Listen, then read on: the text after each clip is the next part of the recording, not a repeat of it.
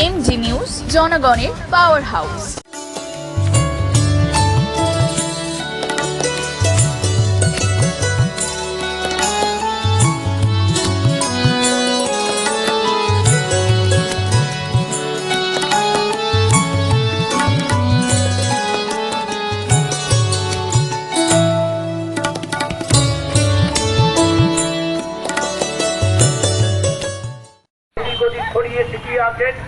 আপনারা মনে রাখবেন, আমরা নিয়ে দেশ বিদেশ রাজ্যের সব জায়গায় প্রতিবাদ চলছে এবং যে ঘটনা ঘটেছে সেই প্রতিবাদে জনগণ গর্জে উঠছে এবং রাত দখল কর্মসূচি সহ বিভিন্ন রকম কর্মসূচি হচ্ছে রাজ্যের বিভিন্ন জায়গায়।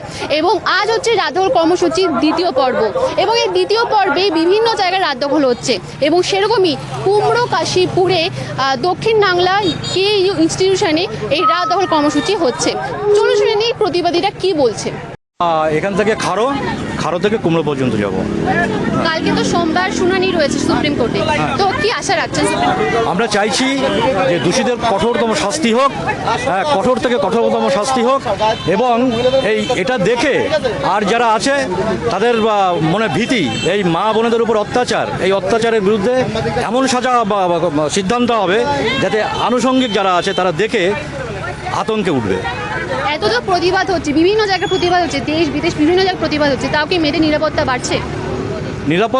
মেয়েদের নিরাপত্তা আছে কোথায়? আমরা যেখানে বাস করছি তো নিরাপত্তা বলে কিছু দেখছি না। হ্যাঁ, এই ঘটনার পরেও বিভিন্ন জায়গায় একই কাজ হয়ে চলেছে, তাহলে আমরা কি আশা করতে পারি যে মেয়েরা নিরাপত্তায় আছে? নিশ্চয়ই না। প্রতিবাদ কত অবধি চালাবেন?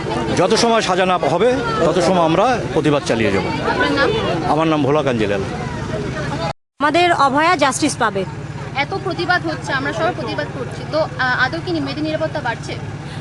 অ্যাকচুয়াল বলতে গেলে সেই দৃষ্টিতে দেখতে গেলে বাড়ছে না, তারপরেও তো আবারও এই অপকাণ্ডগুলো হচ্ছে, কিন্তু তবুও আমরা আইনের প্রতি আস্থা রাখছি।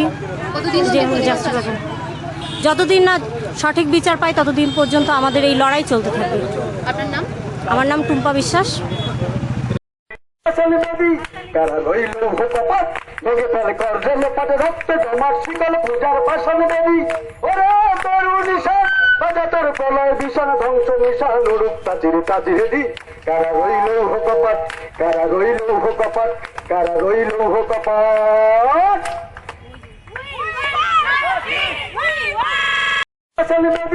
কারা রইল ভূকপাত ভেঙে ফেলে করজল পাটে রক্ত জমার শিকল পূজার পাশান দেবী। ওরে তরু নিশান বাজা তোর প্রলয় ভীষণ ধ্বংস নিশান রূপ তাচিরে তাচিরে দি। কারা রইল ভূকপাত, কারা রইল ভূকপাত, কারা রইল ভূকপাত। স্কুলের মাঠের থেকে পুরা খাল স্কুলের মাঠ পর্যন্ত যাবে। অতএব আপনাদের কাছে আমরা একটা অনুরোধ করব, আপনার এই মিটিংয়ের আগাগোড়া থেকে আমাদের যে সমৃদ্ধ কর্মমন্ত্রীর গালে গালে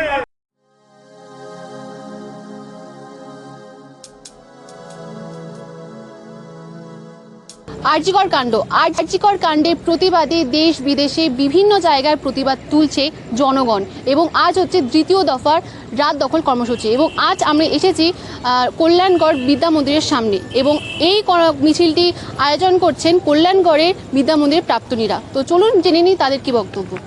তো কালকে তো শুনানি রয়েছে সুপ্রিম কোর্টে, কি আশা রয়েছে? দেখুন, আশা তো রয়েছে যেটা আমাদের সবারই দাবি যে উই ওয়ান্ট জাস্টিস, অর্থাৎ আমরা সুবিচার চাই। এই মুহূর্তে যেটা ন্যায় বিচার আছে সেটা চাই।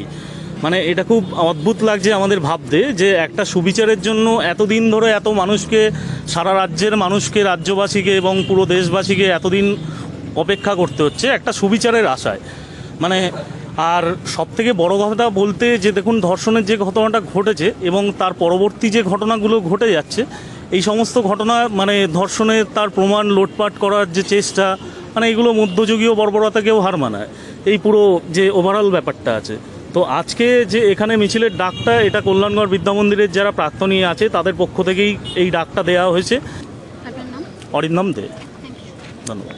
তার কারণ বাড়িতে কি বাতাবরণে তৈরি হচ্ছে বা কি পরিবেশ তারা পাচ্ছে, আজকে সোশ্যাল মিডিয়ার যুগে বাচ্চারা কি দেখছে, তার কি ইম্প্যাক্ট পড়ছে নিজের মনের মধ্যে। আর তার থেকেও বড় কথা, সমাজে একটা ট্রেন্ড তৈরি হয়ে গেছে যে যদি আমার পেছনে প্রভাবশালী ব্যক্তি থাকে আর আমার পকেটে যদি অনেকটা অর্থ থাকে, তাহলে অনেক নৃশংস ঘটনা করেও পার পেয়ে যাচ্ছে মানুষ। ফলে এটাও না, যাদের মধ্যে ধরুন এই নেগেটিভ মাইন্ডসেটটা তৈরি হয়েছে কোনোভাবে, ছোটোবেলা থেকে হোক বা বন্ধুবান্ধবের সাহচর্যে হোক বা সোশ্যাল মিডিয়ার কারণে হোক, বাজে ইনফ্লুয়েন্সেস তারা প্রভাবিত হয়েছে, তারা কোথাও গিয়ে বুঝে যাচ্ছে যে যদি আমি কোথাও গিয়ে ইনফ্লুয়েন্সিয়াল হই আমি এর থেকে বেঁচে যাব। তাই এইটা কোথাও গিয়ে আমরা যে মানে সমাজকে যে দৃষ্টিতে দেখছি, নারী পুরুষ বিভাজন করছি, হিন্দু মুসলিম বিভাজন করছি, বিভিন্ন জাতপাত বিভাজন করছি, এই বিভাজনের মধ্যে নারী পুরুষ বিভাজনের জায়গাটায় মনে হয় আমরা নারীকে ভীষণভাবে শরীর কেন্দ্রিকই ভেবে নিয়েছি। তাই নারীকে যদি তোমার চুপ করাতে হয়, তার আত্মবিশ্বাস যদি ভেঙে দিতে হয়, তাকে যদি তোমার কোণঠাসা করে দিতে হয়, তাহলে মোস্ট ইম্পর্টেন্ট থিং মনে হয় কোথাও গিয়ে তার সেই চেস্টিটিকে, যেটা সমাজ আজও মনে করে যে তার চেস্টিটি ডিপেন্ড করে তার ভার্জিনিটির ওপর, সেই জায়গাটায় তাকে অ্যাটাক করো। ফলে এই জায়গাটা আমার মনে হচ্ছে সমাজে একটা ট্রেন্ড তৈরি হয়ে যাচ্ছে। আর্থিকর ঘটনার পর এত আমরা প্রতিবাদ করছি, সকলে প্রতিবাদ করছে, দেশ বিদেশে প্রতিবাদ হচ্ছে, তারপর থেকে এত ধর্ষণের ঘটনা বাড়ছে কেন? হ্যাঁ, মানে আমরা ব্যর্থ। আসলে সমাজের নাগরিক হিসাবে, সমাজের মানুষ হিসাবে আমরা প্রতিজন ব্যর্থ। প্রশাসন ব্যর্থ, বিরোধী দলেরা ব্যর্থ, বুদ্ধিজীবীরা ব্যর্থ, আমরা সাধারণ মানুষ ব্যর্থ। যেই প্রফেশনেই থাকি না কেন, দিনের শেষে আমরা ভীষণভাবে ব্যর্থ। তাই আজকে ধরুন এত দিন ধরে, 1 মাসের বেশি সময় ধরে মানুষ যে পথে নেমেছে, এবং এই পথে নামাটা তো কোনো রাজনৈতিক পতাকা নিয়ে পথে নামা নয়। এই প্রথম প্রশাসন বলুন, বিরোধী দল বলুন, বা যে রাজনৈতিক দলের ছাতার তলায় আছে, তারা একটা জিনিস বুঝলো যে একটা নতুন দল তৈরি হলো, সাধারণ মানুষ যারা কোনো রাজনৈতিক পতাকার বাইরে একত্রিত হতে পারে। তো আমরা চেষ্টা করে যাচ্ছি। আমরা যে খুব আশা করে আছি যে একদিনে সমাজ বদলাবে, তা তো নয়। আমাদের বাড়ির মধ্যেও যদি 3-4 জন ভাই বোন থাকে, তার মধ্যেও ভালো খারাপ থাকে। স্কুলে আমরা পড়ি, সেখানেও অনেক বাজে ঘটনা ঘটে। সমাজে তো বাজে ঘটনা ঘটবেই। বাজে ঘটনা ঘটবে বলেই তো ভালোর গুরুত্বটা আমাদের কাছে আরও বেশি গ্রহণযোগ্যতা পাবে। কিন্তু আমাদেরকে এইভাবে আমাদের কাজের মধ্যে থেকে একত্রিত হয়ে রাজনৈতিক পতাকা না নিয়ে মানুষকে সচেতন করে যেতে হবে। এবং এই সচেতন করতে করতে আমরাও আমাদের মনের অনেক অন্ধকার দিককে পেরিয়ে হয়তো আলোর দিকে যাব।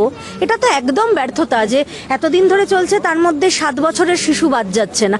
7 বছরের শিশু কেন, আমরা অতীতে দেখেছি 2 মাসের শিশুও বাদ যায় না। তার মানে নারীর শরীরটাও বড় কথা নয়। 2 মাসের একটি শিশুর সে নারী শরীর না পুরুষ শরীর কি বিভাজন করা যায় বলুন?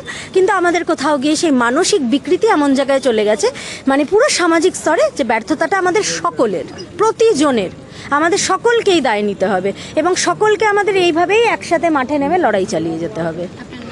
ঋতুপর্ণা চ্যাটার্জি। Thank you.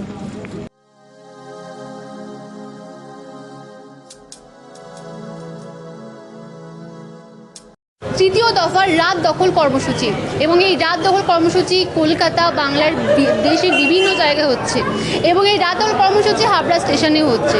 তো চলুন জেনে নিই এই প্রতিবাদীদের কি বক্তব্য। তো কালকে শুনানি রয়েছে সুপ্রিম কোর্টে, তো কি আশা রাখছেন? অবশ্যই আমরা চাইছি যে দোষীরা এই ঘটনা ঘটিয়েছে তারা সহ তার মানে বিচার এবং তার শাস্তির, দৃষ্টান্তমূলক শাস্তির দাবি আমরা করছি। এবং তাতেই আজকে যারা আন্দোলন করছে আরজি করে বসে, সেই জুনিয়র ডাক্তাররা, জুনিয়র ডক্টরস ফোরামের পক্ষ থেকে যে কর্মসূচি আজকে রাখা হয়েছে শুনানির আগের দিন, অভয় রাত, তো তার অংশ হিসেবে আমরা আজকে হাবড়া এই কর্মসূচি করছি। ফলে আমরা আশা রাখি যে কালকে অবশ্যই দৃষ্টান্তমূলক শাস্তির যাতে আমরা সেই পথেই রায় এগোয়, শুনানি এগোয়, সেটাই আমরা চাই, আমাদের আশা। এই ভারতে, দেশে এত রেপ হচ্ছে, রাজ্যতেও হচ্ছে, তো কেন হচ্ছে কি মনে করেন আপনি? অবশ্যই আমাদের দেখুন, আজকে এই যে সবার হাতে একটা করে মোবাইল, এই মোবাইলের পজিটিভ দিক অবশ্যই আছে, প্রযুক্তির দিকটা বিভিন্ন কাজে আমরা ব্যবহার করতে পারি। কিন্তু এই মোবাইলের মধ্য দিয়ে আপনি নিশ্চয়ই জানেন, আপনিও ব্যবহার করেন মোবাইল, যে ক্ষতিকারক দিকটা প্রচণ্ড পরিমাণে আসছে। চারিদিকে নেশাদ্রব্য আসছে। সরকার, যে কোনো রাজ্যের সরকার, দেশের সরকার চাইলেই সেটাকে বন্ধ করতে পারে বা স্টেপ নিতে পারে, কিন্তু আমরা দেখছি কোনো স্টেপ নেই। আবার যে বড় মানুষদের শিক্ষা, যারা আমাদেরকে আজকের দিনের যারা মানুষ, নাগরিক, তাদের চিন্তাকে বড় করবে, তাদেরকে উন্নত করবে, সিলেবাস থেকে সেটাকে ক্রমাগত কমিয়ে দেওয়া হচ্ছে। তাহলে এই সমাজে থেকে একটা মানুষ কি করে ভালো মানুষ হবে, তার যে পথ সেই পথকে প্রশস্ত করার তুলনায় কমিয়ে দেওয়া হচ্ছে, ভালো জিনিসটাকে কমানো হচ্ছে, ক্ষতিকারক নেশাদ্রব্যকে বাড়ানো হচ্ছে। তাহলে সেই জায়গায় থেকে একটা মানুষ যে শিশু হয়ে জন্মালো, সে তার মায়ের কোলে কখনো ধর্ষক হবে সেই মা ভেবেছে? ভাবেনি তো। তাহলে এই সমাজ সেই ধর্ষকের জন্ম দিচ্ছে। ফলে এই সমাজের পরিবর্তন আমরা চাই, যেই সমাজে ধর্ষকের জন্ম হয় না, যেই সমাজে মানুষ হিসেবে মানুষেরই জন্ম হয়, আমরা সেই সমাজ চাই। ফলে এই সমাজটাকেই আমরা বদলাতে চাই।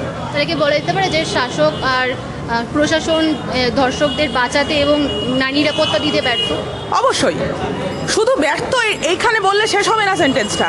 ব্যর্থর পরেও একথা বলতে হবে, যেখানে ঘটনা ঘটলো আমরা আজকে প্রত্যেকে জানি, দল মত ধর্ম নির্বিশেষে, নারী পুরুষ নির্বিশেষে প্রত্যেকে আমরা জানি যে ঘটনা ঘটেছে, তারপরে প্রমাণ লোপাটের জন্য একের পর এক চক্রান্ত করা হয়েছে। এটা আমরা প্রত্যেকেই জানি, আজকে সবার কাছে প্রকাশ্য এটা দিবালোকের মতন। তারপরে শুধু ব্যর্থ কথাটা বললে আমার মনে হয় সেন্টেন্স সম্পূর্ণ হয় না। ফলে লোপাট করার চেষ্টা হচ্ছে, এর সঙ্গে অনেকটা চক্রান্ত জড়িয়ে আছে। এটাই আমার নাম সংযুক্তা দত্ত। তাই না? তাহলে আমরা শাসক হিসেবে শাসক ব্যর্থ, প্রশাসক হিসেবে প্রশাসক ব্যর্থ বলা যায় নাকি? হ্যাঁ, আরেকবার। প্রশাসক তাহলে ব্যর্থ, শাসক ব্যর্থ, তাহলে কি বলা যায় সেটা? হ্যাঁ, অবশ্যই অবশ্যই বলা যায়। আমরা বিচার চাই। তোমার নাম? অনিশা দেবনাথ।